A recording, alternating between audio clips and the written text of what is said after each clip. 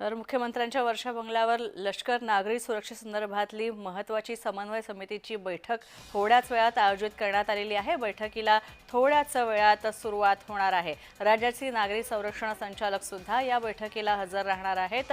भारत पाकिस्तान या दोन्ही देशांदरम्यान सध्या तणावपूर्ण वातावरण आहे। सध्या युद्धविराम असला तरी सुद्धा सुरक्षेच्या दृष्टीने सगळी खबरदारी घेणं हे महत्त्वाचं आहे आणि त्याच दृष्टीने ही सुरक्षा संचालकांची बैठक घेण्यात आलेली आहे। तसंच यात अजित पवार सुद्धा हजर असणार आहेत, एकनाथ शिंदे सुद्धा हजर राहणार आहेत, तसंच अन्य महत्त्वाचे पदाधिकारी सुद्धा उपस्थित राहणार आहेत।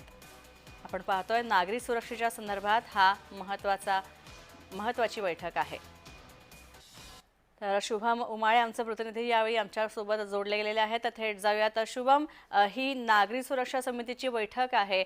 खरं तर सध्या युद्धविराम आहे, मात्र तरी सुद्धा ही बैठक आयोजित करण्यात आलेली आहे। काय उद्देश आहे बैठकीचा? अगदी बरोबर स्नेहा, वर्षा निवासस्थानी मुख्यमंत्री देवेंद्र फडणवीस यांनी एक महत्त्वाची बैठक बोलवली आहे आणि या बैठकीसाठी सर्व जे आमंत्रित होते ते उपस्थित सध्या या ठिकाणी आहेत। खरं पाहायला गेलं स्नेहा तर भारत पाकिस्तान युद्ध जे आहे ते विराम तर झालेलं आहे, तरी देखील मात्र महाराष्ट्राच्या आणि मुंबईच्या सुरक्षेच्या दृष्टीने ही बैठक जी आहे ती बोलवण्यात आलेली आहे।